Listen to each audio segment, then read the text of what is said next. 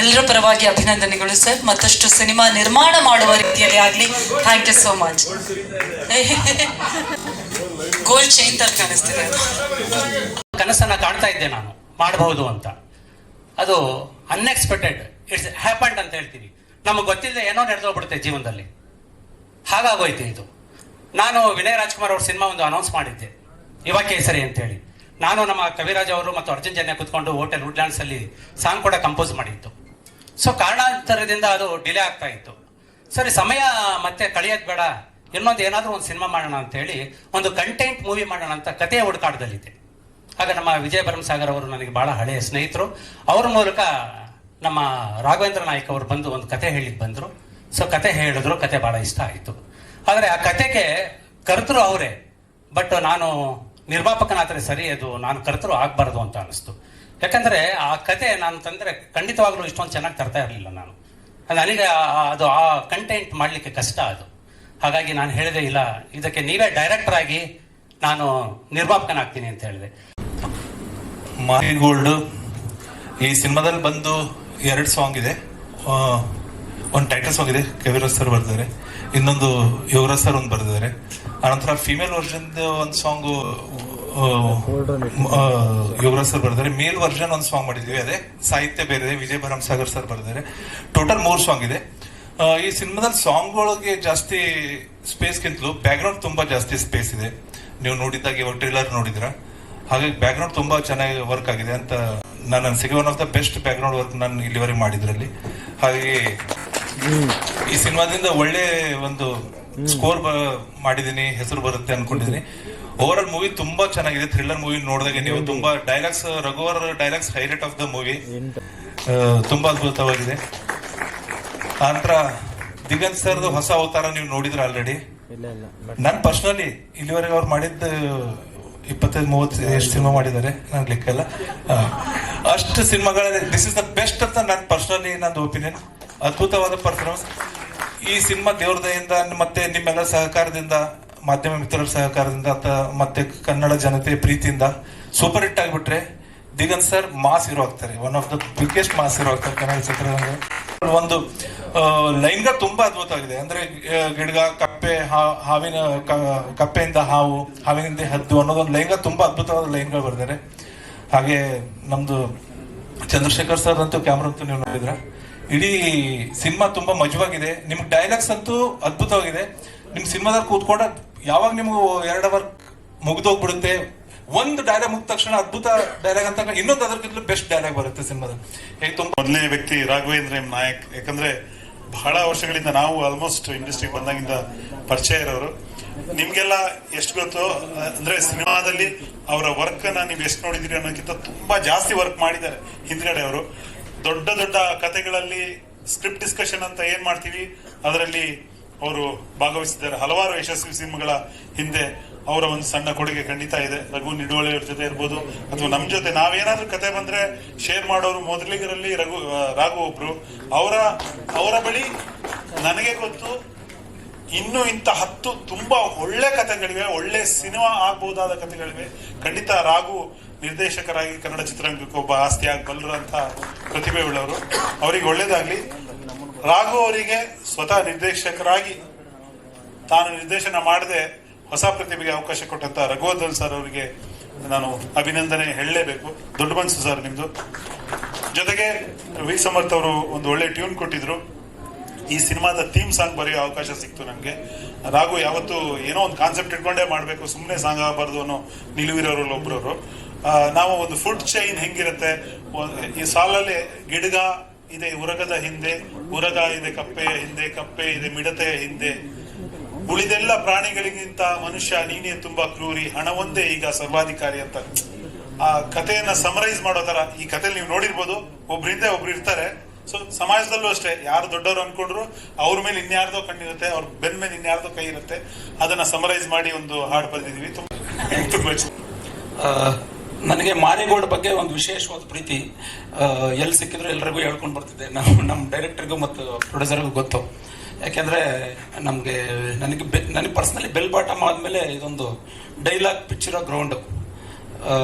ಕತೆ ಹೇಳ್ದಾಗ್ಲೇನೆ ಅವ್ರಿಗೆ ಒಂದು ಕ್ಲಾರಿಟಿ ಇತ್ತು. ಅವ್ರ ಕೀ ಡೈಲಾಗ್ಸ್ ಕೆಲವು ಹೇಳ್ದಾಗ್ಲೇ ಈ ದಾಟಿಲಿ ಅವರು ಎಕ್ಸ್ಪೆಕ್ಟ್ ಮಾಡ್ತಿದ್ದಾರೆ ಅನ್ನೋದು ತುಂಬಾ ಕ್ಲಿಯರ್ ಆಗಿ ನನಗೆ ಗೊತ್ತಾಯ್ತು. ಮುಂಚೆಯಿಂದ ಅವರು ಸ್ನೇಹಿತರು. ಈ ಕತೆ ಕೇಳಿದ ತಕ್ಷಣ ನನಗೆ ಅನಿಸಿದ್ದು ಏನಂದ್ರೆ, ಇಷ್ಟು ದಿವಸ ನಾನು ಇಷ್ಟು ಘಾಟಾಗಿ ಸ್ವಲ್ಪ ಮೈ ಚಳಿ ಬಿಟ್ಟು ಬರ್ದಿಲ್ಲ. ಎಲ್ಲ ಸಂಭಾಷಣೆ ಶೈಲಿ ಆಗ್ಲಿ, ವಿಚಾರಗಳಾಗ್ಲಿ ಎಲ್ಲವೂ. ಬಟ್ ಆದ್ರೆ ಈಗ ಒಂದು ವೆಬ್ ಸೀರೀಸ್ ಜಮಾನ ಮತ್ತೆ ಟ್ರೋಲ್ಗಳು ಎಷ್ಟು ಸ್ಟ್ರೈಟ್ ಇರ್ತವೆ, ಎಷ್ಟು ಘಾಟ್ ಇರ್ತದೆ. ಹಂಗಾಗಿ ಈ ಅಪ್ರೋಚೇ ಇರಲಿ ಅನ್ನೋ ದೃಷ್ಟಿಕೋನದಲ್ಲಿ ಇದನ್ನ ಮಾಡಿದ್ದು. ಅದಾದ್ಮೇಲೆ ಬರ್ದ್ಮೇಲೆ ಕೂಡ ನಮ್ಗೆ ಕೆಲವು ಡೌಟ್ಗಳಿತ್ತು. ಏನಂದ್ರೆ ನನಗೆ ಪರ್ಸನಲಿ ಕೆಲವು ಎಕ್ಸ್ಪೀರಿಯನ್ಸ್ ಆಗಿದೆ. ರೀಡಿಂಗ್ ಅಲ್ಲಿ ತುಂಬಾ ಚೆನ್ನಾಗಿ ನಗ್ಬಿಟ್ಟು ಕ್ಲಾಪ್ ಹೊಡೆದು ಚೆನ್ನಾಗಿದೆ ಅಂತೆಲ್ಲ ಅಪ್ರಿಷಿಯೇಟ್ ಮಾಡಿರ್ತಾರೆ. ಬಟ್ ಸ್ಕ್ರೀನ್ ಮೇಲೆ ನೋಡಿದ್ರೆ ಸ್ವಲ್ಪ ಏನೋ ಆಗ್ಬಿಟ್ಟು ಡೈಲ್ಯೂಟ್ ಆಗಿರ್ತದೆ. ಆರ್ಟಿಸ್ಟ್ ಟೈಮಿಂಗು ಮತ್ತೆ ಡೈರೆಕ್ಟರ್ದು ಅವ್ರೇನೋ ಬೇರೆ ಟೈಮಿಂಗ್ ಅಲ್ಲಿ ಅರ್ಥ ಮಾಡ್ಕೊಂಡಿರೋದು. ಬಟ್ ಡೈರೆಕ್ಟರ್ಗೆ ಇಲ್ಲಿ ಡೈಲಾಗ್ ಬಗ್ಗೆನೇ ಒಂದು ಅಭಿರುಚಿ ಇರೋದ್ರಿಂದ ಅದು ಕಾಣುತ್ತೆ, ಎಲ್ಲೂ ಮಿಸ್ ಆಗಿಲ್ಲ ಇದು. ಮತ್ತೆ ಇನ್ನೊಂದೇನಂದ್ರೆ, ದಿಗಂತ್ ಸರ್ ಅಂತ ಹೇಳಿದ ತಕ್ಷಣ ನಾನು ಸ್ವಲ್ಪ ಕನ್ಫ್ಯೂಸ್ ಆದೆ. ಯಾಕಂದ್ರೆ ದಿಗಂತ್ ಸರ್ನ ನನ್ನ ಮನಸ್ಸಲ್ಲಿ ಇರೋದು ಗಾಳಿಪಟ ಸಿನಿಮಾದ ಟೈಮಿಂಗ್. ಅವರು ಒಂದು ಮಾತಾಡ್ತಿದ್ರಲ್ಲ ಗಣೇಶ್ ಅವ್ರ ಜೊತೆ, ಆ ತರದ್ದು. ಬಟ್ ಇದು ಹೇಗೆ ಅನ್ನೋದೊಂದು ಸಣ್ಣ ಅನುಮಾನ ಇತ್ತು. ಎಲ್ರಿಗೂ ನಮಸ್ಕಾರ. ರಾಘು ನನಗೆ 15-20 ವರ್ಷದ ಫ್ರೆಂಡ್. ಅವನು 7 o'clock ಇಂದನೂ ಅಸಿಸ್ಟೆಂಟ್ ಡೈರೆಕ್ಟರ್ ಆಗಿದ್ದ, ಮತ್ತೆ ಸವಿಸೇನಪಲ್ಲಿ ಅಸೋಸಿಯೇಟ್ ಡೈರೆಕ್ಟರ್ ಆಗಿದ್ದ.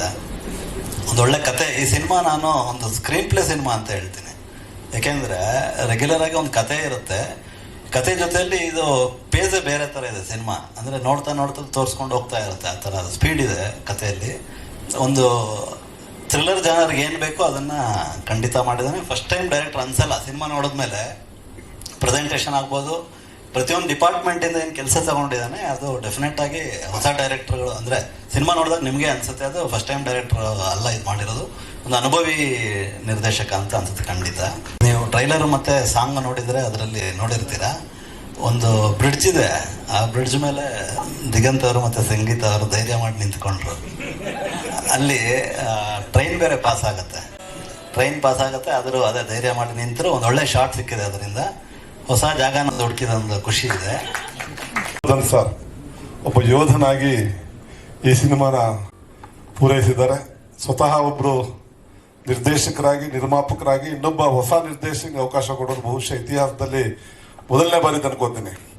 ಯಾಕಂದ್ರೆ ಈಗಿನ ಕಾಲದಲ್ಲಿ ನೋಡಿರ್ತೀರ, ಕ್ಯಾಮ್ರಾಮನ್ ಅವರೇ ಇರ್ತಾರೆ, ನಟನೆ, ನಟ, ನಿರ್ದೇಶಕ, ನಿರ್ಮಾಪಕ, ಸಾಹಿತ್ಯ, ಸಂಭಾಷಣೆ ಎಲ್ಲರೂ ಕೂಡ ಒಬ್ಬರೇ ಮಾಡ್ತಾರೆ. ಹೀರೋಯಿನ್ ಅವ್ರು ಮಾಡೋಕ್ಕಾಗಲ್ಲ, ಅದಕ್ಕೆ ಮಾಡಿರ್ತಾರೆ. ಆದ್ರೆ ರಘುವರ್ಧನ್ ಅವರು ಒಬ್ಬ ಯೋಧನಾಗಿ ಯುದ್ಧ ಭೂಮಿಯಲ್ಲಿ ಹೇಗೆ ಮುನ್ನಡೆಯಕ್ಕೆ ಸಾಧ್ಯನೋ ಎಲ್ಲರ ಜೊತೆ ತಗೊಂಡು ಆ ಥರ ರಾಘವೇಂದ್ರ ನಾಯಕ್ ಅವರನ್ನ ಜೊತೆಲಿ ಕರ್ಕೊಂಡು ಅವ್ರಿಗೊಂದು ಅವಕಾಶ ಕೊಟ್ಟು ಈ ಸಿನಿಮಾನ ಪೂರೈಸಿದ್ದಾರೆ.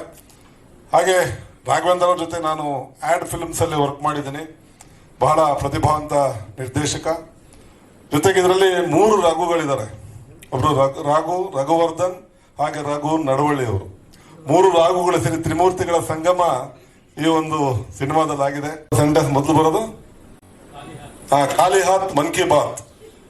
ಇದಕ್ಕೆ ಸ್ವಲ್ಪ ಒಂದು ನ್ಯೂಸ್ ಆಗುತ್ತೆ ಅಂತ ಭಾವಿಸ್ತೀನಿ. ಜೊತೆಗೆ ಕೊತ್ತಿಮರಿ ಸೊಪ್ಪು ಮಧ್ಯರಾತ್ರಿನಲ್ಲಿ ಅದು ಒಂದು ನ್ಯೂಸ್ ಆಗುತ್ತೆ. ಸೊ ಆ ಕೊತ್ತಿಮರಿ ಸೊಪ್ಪು, ಖಾಲಿ ಹಾತ್ ಮನ್ ಕಿ ಬಾತ್ ಇವೆರಡೂ ಕೂಡ ಸೆನ್ಸೇಷನ್ ಆಗುತ್ತೆ. ಜೊತೆಗೆ ಸಿನಿಮಾಗೆ ಬಂದ್ರೆ ಖಾಲಿ ಹಾತ್ ಯಾರು ಹೋಗಲ್ಲ, ಮಾರಿಗೋಲ್ಡ್ ನೀಡಿ ಬಹಳ ಖುಷಿಯಾಗಿ ನಗ್ನಾಗ್ತಾ ಹೋಗ್ತಾರಂತ ಭಾವಿಸ್ತೀನಿ ಸರ್. ಈಗ ನಾನೇನು ಮಾತಾಡ್ಬೇಕು ಗೊತ್ತಾಗ್ತಾ ಇಲ್ಲ. Yes, thank you Raghu sir. Raghu sir ನನಗೊಂದು 7-8 ವರ್ಷದಿಂದ ಪರಿಚಯ.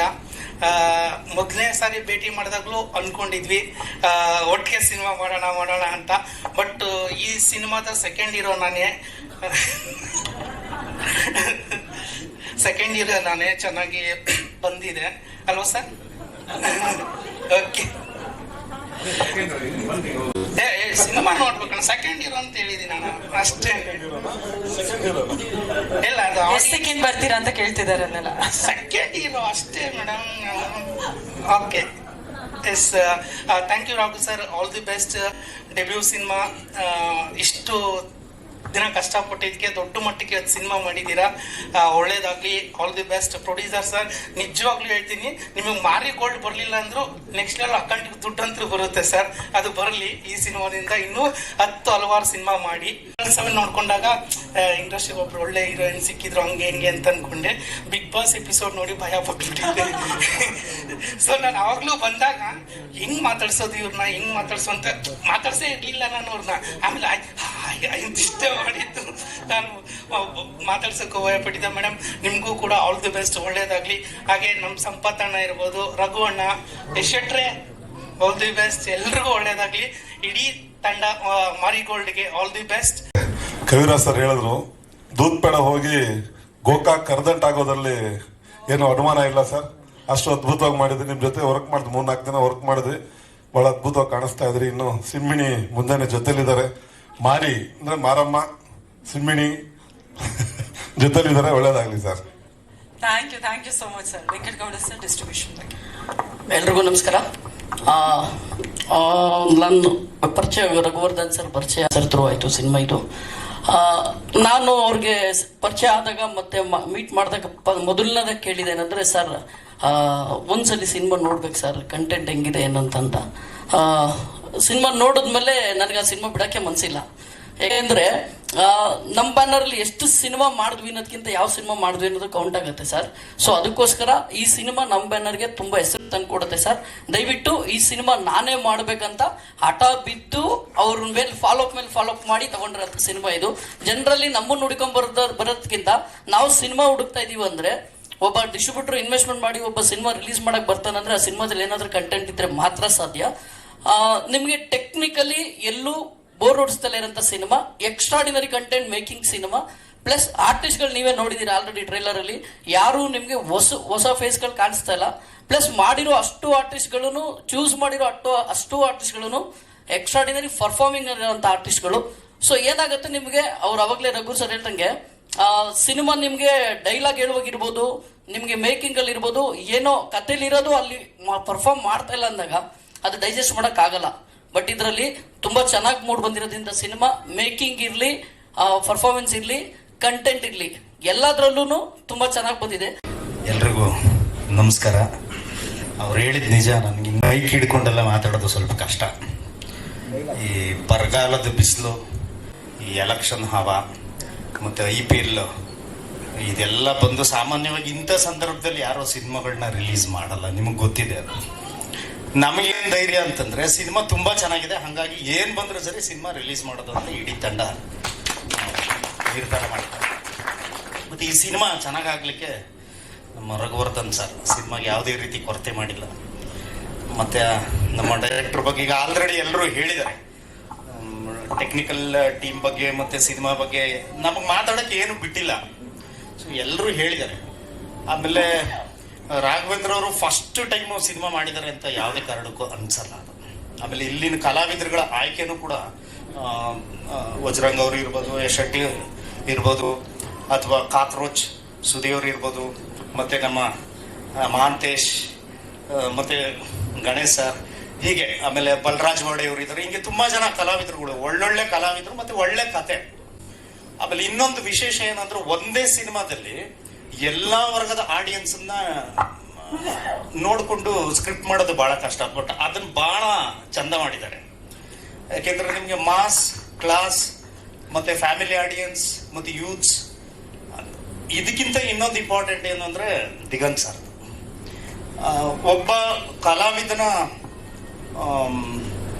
ಅಭಿನಯದ ಆಯಾಮಗಳು ಗೊತ್ತಾಗದೆ ಬೇರೆ ಬೇರೆ ತರದ ಪಾತ್ರಗಳು ಸಿಕ್ಕಿದಾಗ ಬಹುಶಃ ಫಸ್ಟ್ ಟೈಮ್ ಈ ತರದೊಂದು ಅಂತ ಅನ್ಸುತ್ತೆ ದಿಗಂತ್ ಸರ್. ಬಟ್ ಅದು ನಿಭಾಯಿಸಿರೋದಿದೆಯಲ್ಲ, ಹ್ಯಾಟ್ಸ್ ಆಫ್ ಸರ್. ಆಮೇಲೆ ಸಂಗೀತ ಮೇಡಮ್ ಅವರು ಅದ್ಭುತವಾಗಿ ಅಭಿನಯ ಮಾಡಿದ್ದಾರೆ.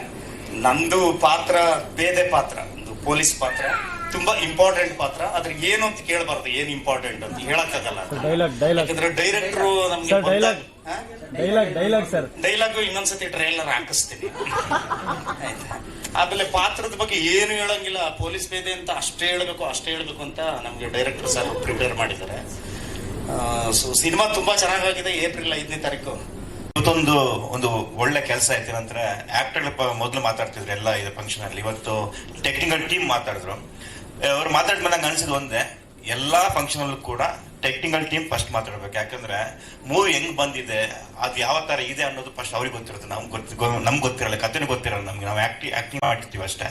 ಆದ್ರೆ ಇವತ್ತು ನಮ್ಮ ಮಾರಿಗೋಲ್ಡ್ ಟೀಮ್ ಏನ್ ಮಾತಾಡ್ತಿದ್ದಾರೆ ನೋಡ್ಬೇಕಾದ್ರೆ ನಮ್ಗೂ ಅನಿಸ್ತಿದೆ ಮೂವಿ ತುಂಬಾ ಚೆನ್ನಾಗಿ ಬಂದಿದೆ, ನಾವೇನ್ ಅನ್ಕೊಂಡಿದೀವಿ ಅದೇ ತರ ಬಂದಿದೆ ಅಂತ ಹೇಳ್ಬಿಟ್ಟು. ಮಾರಿಗೋಲ್ಡ್ ಇದೊಂದು ಗೋಲ್ಡ್ಗೋಸ್ಕರ ದೊಡ್ಡ ಮಾರಿ ಹಬ್ಬ ನಡೆಯುತ್ತೆ. ಆ ಮಾರಿ ಹಬ್ಬದಲ್ಲಿ ನಾವೆಲ್ಲರೂ ಇದ್ದೀವಿ, ನಾವೆಲ್ಲ ಸೇರಿ ಆ ಮಾರಿ ಹಬ್ಬ ಮಾಡ್ತಿದ್ದೀವಿ. ಸೊ ಗೋಲ್ಡ್ ಯಾರಿಗೆ ಸಿಗುತ್ತೆ ನೋಡ್ಬೇಕು ಅವನ್ನೆಲ್ಲ. ಸೊ ಒಳ್ಳೇದಾಗ್ಲಿ ನಿಮಗೆ. Thank you so much. Vajrang Shetty ಅವ್ರು ಮಾತಾಡ್ಬೇಕು. ಮೊದಲಾಗಿ ಎಲ್ಲ ಮಾಧ್ಯಮ ಮಿತ್ರದವರಿಗೂ ಹಾಗೂ ಎಲ್ಲ ಸ್ನೇಹಿತರಿಗೂ ನಮಸ್ಕಾರ. ನಾನು ಈ ಟೀಮ್ ಜಾಯ್ನ್ ಆಗೋಕ್ಕಿಂತ ಮುಂಚೆ ಆಲ್ರೆಡಿ ಅರ್ಧ ಶೂಟ್ ಮುಗ್ದಿತ್ತು. ಗೆಳೆಯ ಯಶ್ ಶೆಟ್ಟಿ ಈ ಕ್ಯಾರೆಕ್ಟರ್ ನಾನು ರೆಫರ್ ಮಾಡಿದ್ದು ಈ ರೋಲ್ಗೆ. ಊರಲ್ಲಿದ್ದೆ ನಾನು ಆ ಟೈಮಲ್ಲಿ. ಈ ರೋಲ್ಗೆ ತುಂಬಾ ಜನ ಹುಡುಕ್ತಿದ್ರಂತೆ ರಾಘು. ಆ ಟೈಮಲ್ಲಿ ಯಶ್ ಶೆಟ್ಟಿ ವಜ್ರಂಗ್ ಹತ್ರ ಈ ಕ್ಯಾರೆಕ್ಟರ್ ಮಾಡಿಸಿದ್ರೆ ಚೆನ್ನಾಗಿರುತ್ತೆ ಅಂತ ಹೇಳಿದಾಗ ನನಗೆ ಕರ್ಸಿ, ಕಥೆನೂ ಏನು ಹೇಳಿಲ್ಲ, ಡೈರೆಕ್ಟ್ ಆಗಿ ಶೂಟಿಗೆ ಕರ್ಸ್ಕೊಂಡ್ಬಿಟ್ರು. ತುಂಬಾ ಚೆನ್ನಾಗಿತ್ತು, ಒಳ್ಳೆ ಎಕ್ಸ್ಪೀರಿಯನ್ಸು.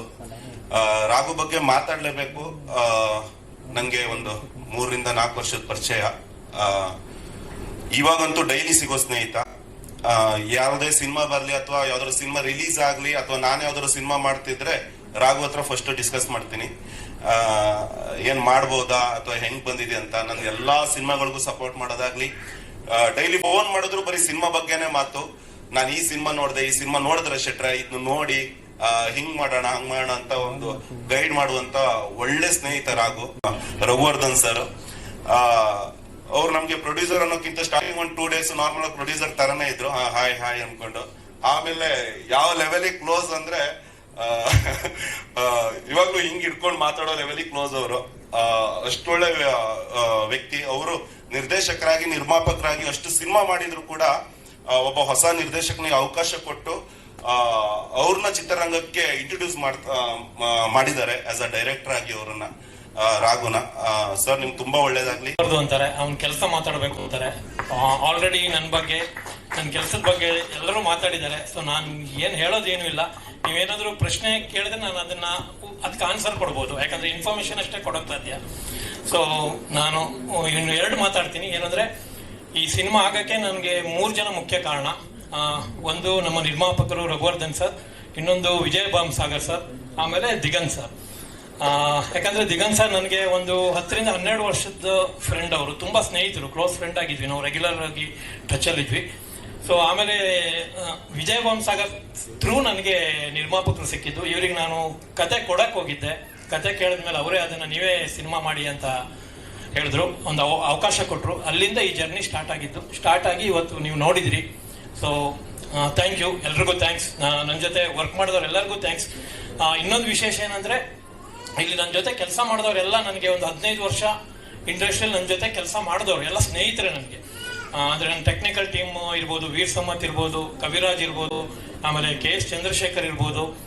ಸೊ ಆಮೇಲೆ KM ಪ್ರಕಾಶ್ ಅವರು ಬಂದಿಲ್ಲ, ಅವ್ರು ಇರ್ಬೋದು, FX ರಾಜನ್ ಇರ್ಬೋದು, ನಮ್ಮ ರೇಣು ಸ್ಟುಡಿಯೋ ಸೌಂಡ್ ಇಂಜಿನಿಯರ್ ಸುರೇಶ್ ಇರ್ಬೋದು, ಆಮೇಲೆ ನನ್ನ ನಿರ್ದೇಶನ ತಂಡ ಅವರು ಕೂಡ ನನ್ನ ಜೊತೆ 10 ವರ್ಷ ಬೇರೆ ಬೇರೆ ಸಿನಿಮಾದಲ್ಲಿ ಕೆಲಸ ಮಾಡಿದವರು. ಆಮೇಲೆ ರಘು ನಿಡ್ವಳ್ಳಿ ಬಗ್ಗೆ ನಾನೇನು ಹೇಳ್ಬೇಕಾಗಿಲ್ಲ, ಯಾಕಂದ್ರೆ ಮೇನ್ USBನೇ ಅವರು ಈ ಸಿನಿಮಾದ್ದು. ಸೊ ಎಲ್ಲರೂ ನನ್ನ ಸ್ನೇಹಿತರು, ಜೊತೆ ಕಲಾವಿದರು ಕೂಡ. ದಿಗಂತಿಂದ ಹಿಡಿದು ಯಶ್ ಶೆಟ್ಟಿ, ಮಾಂತೇಶ್, ಸಂಪತ್ ಮೈತ್ರಿ ಅವರು, ಕಾಕ್ರೋಚ್ ಸುದಿ ಅವರು, ಸೊ ವಜ್ರಂಗ್ ಶೆಟ್ಟಿ ಅವರು ಎಲ್ಲರೂ ನನ್ನ ಜೊತೆ ಒಂದು 10 ವರ್ಷದಿಂದ ವರ್ಕ್ ಮಾಡಿದವರು ಬೇರೆ ಬೇರೆ ಸಿನಿಮಾದಲ್ಲಿ.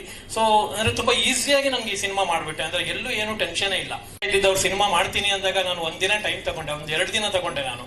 ಅಂದ್ರೆ ಓಕೆ ಮಾಡಕ್ಕೆ. ಬೇರೆ ಯಾರು ಡೈರೆಕ್ಟರ್ ಆದ್ರೆ ಇಮಿಡಿಯೇಟ್ ಓಕೆ ಮಾಡೋರು, ನೀವೇ ಸಿನಿಮಾ ಮಾಡಿ ಅಂದಾಗ. ಅಂದ್ರೆ ನಾನು ಅಷ್ಟು ಸ್ಟ್ರಗಲ್ ಇತ್ತು ಆ ಟೈಮಲ್ಲಿ. ನಾನು ಏನಕ್ಕೆ ಅಂದ್ರೆ ಅವರೊಬ್ರು ನಿರ್ದೇಶಕರು, ನನ್ಗೆ ಎಲ್ಲಾದ್ರೂ ಕ್ರಿಯೇಟಿವ್ ಅಲ್ಲಿ ನನಗೆ ಇಂಟರ್ಫಿಯರ್ ಆಗ್ಬಹುದು, ಯಾಕಂದ್ರೆ ಅವ್ರ ಥಾಟ್ಸ್ ಬೇರೆ ಇರುತ್ತೆ.